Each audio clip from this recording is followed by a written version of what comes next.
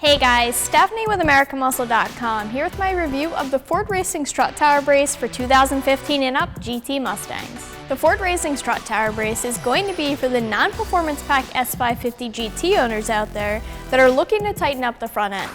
A strut tower brace is going to help stiffen the front suspension of the Mustang by providing added support to the strut towers and preventing flex during cornering. This is going to make the chassis more rigid, which will result in better handling because it'll be eliminating the flex from the strut tower, so it will maintain a flat tire on the ground at all times, giving you as full of a contact patch as possible. So the strut tower brace's job is to keep the strut towers parallel at all times so there's no understeer. The main difference between this Ford Racing strut tower brace and the other options that are currently out there for the GT is the fact that this is a triangular strut tower, while the other options are a regular 2-point brace. The triangular brace ties in the firewall with both strut towers to give added stiffness here. This brace has a parallel beam design and a stainless steel construction.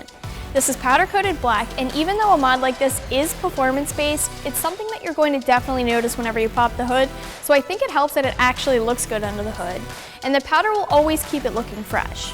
The Ford Racing logo isn't over the top either or too flashy, so it works with the overall looks of the brace, and that's stainless steel too, so it won't be deteriorating either.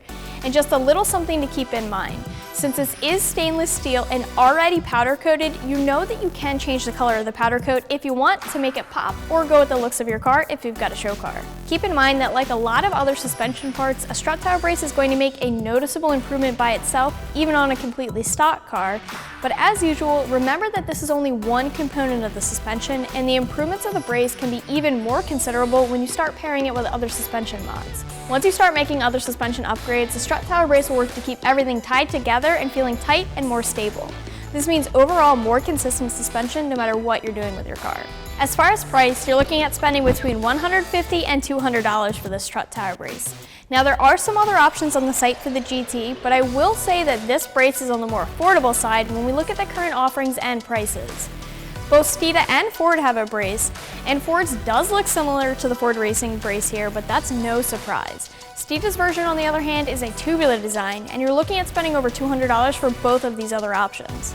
If we move on to the install, this is an easy install that anyone's able to tackle by themselves in the driveway or the garage, and should take less than an hour to complete, and I'm going to call it a 1 out of 3 wrenches on the scale.